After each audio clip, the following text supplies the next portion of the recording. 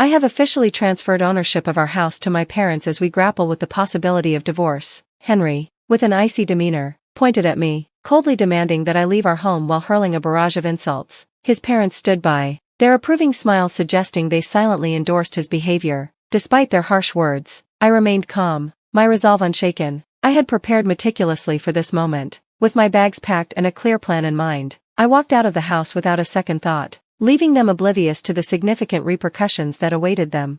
My name is Amy, and I recently celebrated my 45th birthday. It's been many years since Henry and I exchanged vows. Our children have grown and forged their own independent lives away from home. I once held an ordinary job, but thanks to a friend's introduction, I now spend my days teaching others how to create handmade accessories. This shift from hobby to profession has been a transformative moment in my life, filling my days with fulfillment through my interactions with students and the joy of crafting. While some might question the wisdom of turning a hobby into a career, I find immense satisfaction in it. Henry and I met by chance at my previous workplace, where he was connected with a client company. Our frequent encounters at work-related events deepened our connection, and we eventually fell in love and married. After 4 years, we were blessed with a lively son who has since graduated from a prestigious university and is now happily married. However, despite our son's achievements, the relationship between Henry and me has faced its share of challenges. Over the years, Henry underwent a drastic transformation. The gentle, caring man I married began to reveal a harsher side, growing increasingly demanding and treating me more like a servant than a partner. His expectations and moods shifted like the wind, turning our home into a battleground over trivial matters. His verbal outbursts escalated, and I yearned for a fresh start away from this chaos.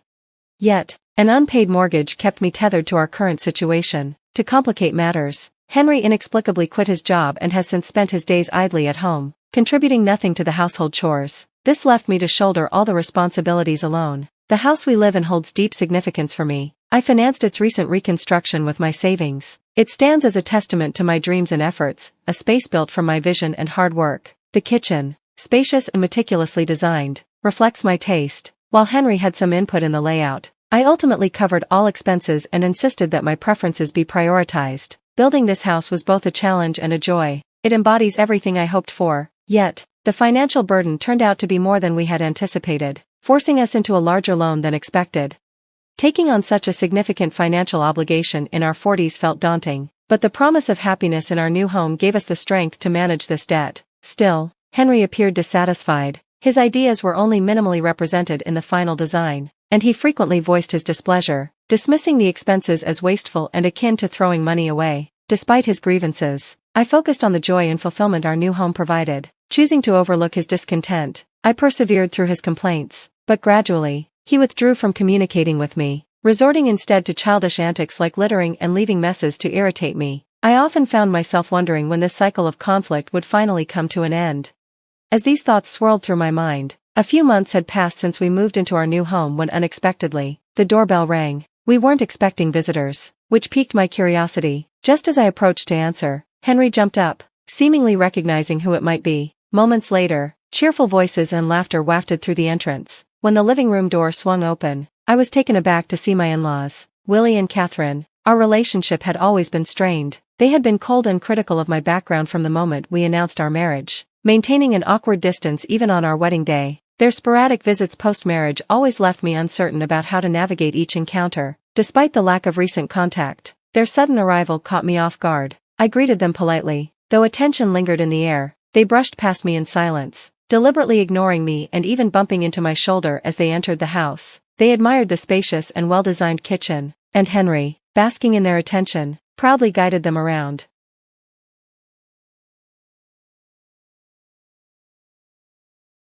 Upon their return, Henry's parents wore satisfied expressions, but Henry's demeanor shifted abruptly. He turned to me, his voice loud and stern, commanding me to quickly prepare tea and snacks. Taken aback by his sudden outburst, I hurried to fulfill his request, feeling the weight of the moment settle over me as I set about making the refreshments. Despite my efforts to be hospitable, it was clear that his parents were dissatisfied. Willie quickly finished his snacks and tea, offering only a cursory compliment on the interior of the house. Amid this, Henry, beaming with pride, casually invited his parents to move in with us, hardly acknowledging my presence as they listened and then left. I stood back, watching their departing figures. The chasm between Henry and me felt insurmountable, especially seeing him so animated and joyful with his parents, a side of him I hadn't witnessed in a long time.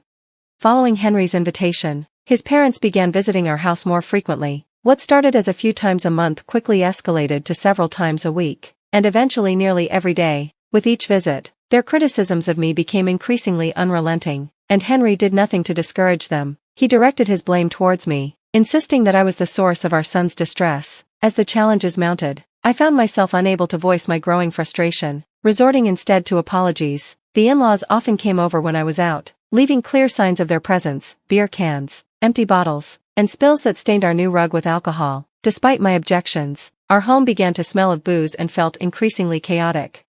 Ironically, Henry's complaints about my contributions to the household stung, especially since he did nothing to help. His gambling habit added another layer of stress. Betting slips frequently appeared, underscoring the financial risks and rendering any attempts to explain the dangers futile. The losses were particularly painful, as the money squandered was hard-earned from my exhaustive efforts.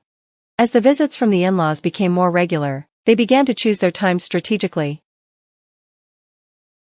Being away made it increasingly difficult for me to manage the chaos in our home or assert any control over the uncomfortable atmosphere that was unfolding. One day, I returned home earlier than expected to find Henry and his parents leisurely enjoying themselves in the living room. Taken aback, I confronted them, but their dismissive replies and snarky attitudes made it clear that my presence was an annoyance to them. Frustrated and stressed by their insolence, I realized I had reached my breaking point. Instead of succumbing to my emotions, I decided to devise a plan to address the situation effectively.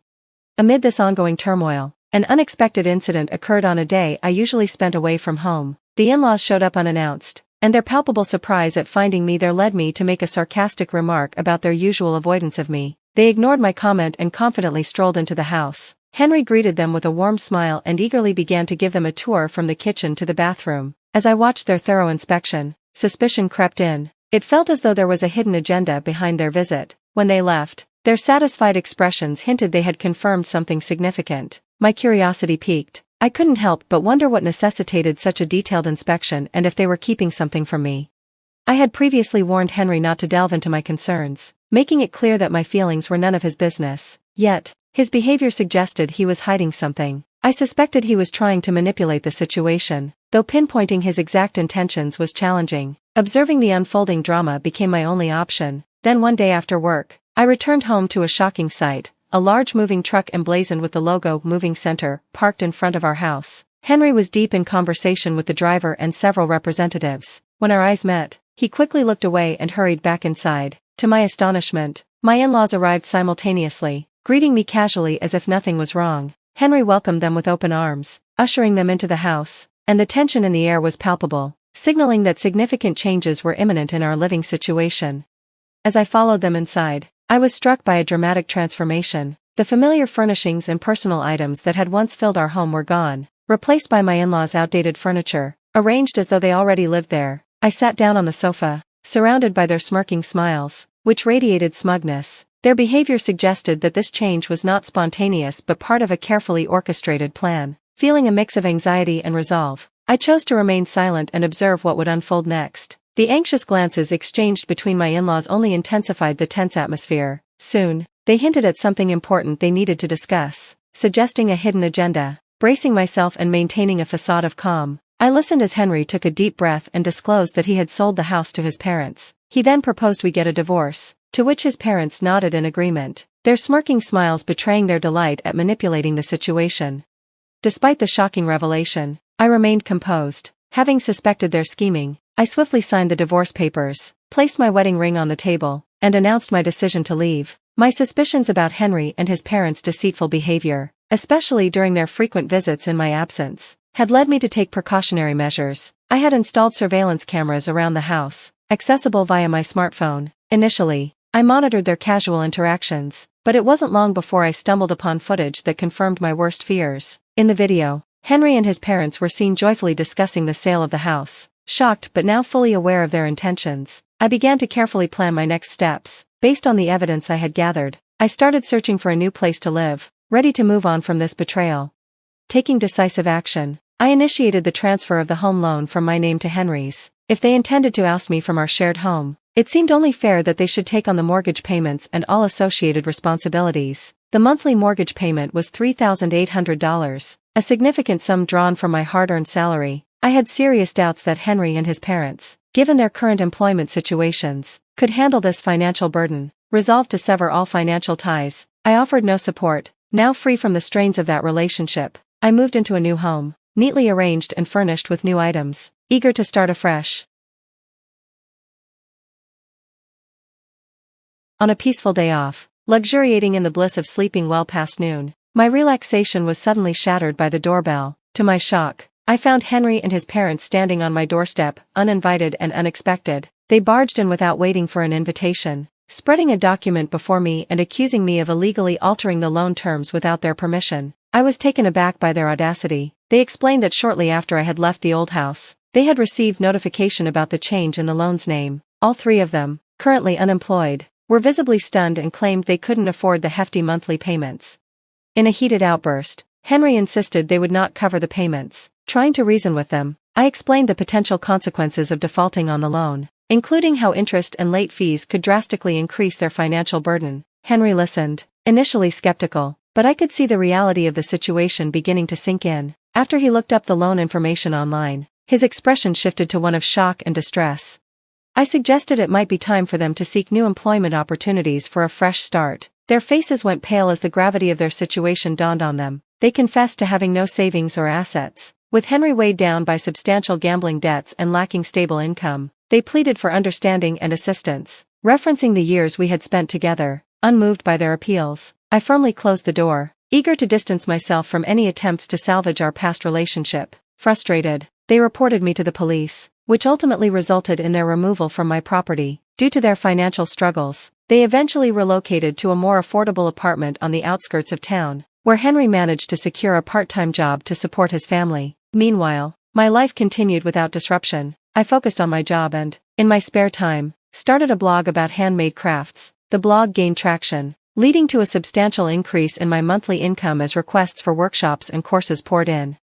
I had no desire to remarry. I was determined to navigate life on my own terms. One day, while going through some old belongings, I stumbled upon a household account book from the early days of my marriage. As I flipped through its pages, memories of our financial struggles came rushing back. Fueled by a renewed sense of determination, I resolved to forge a new path toward happiness independently. After reflecting on the past, I placed the account book back on the shelf, ready to focus on building a fulfilling future.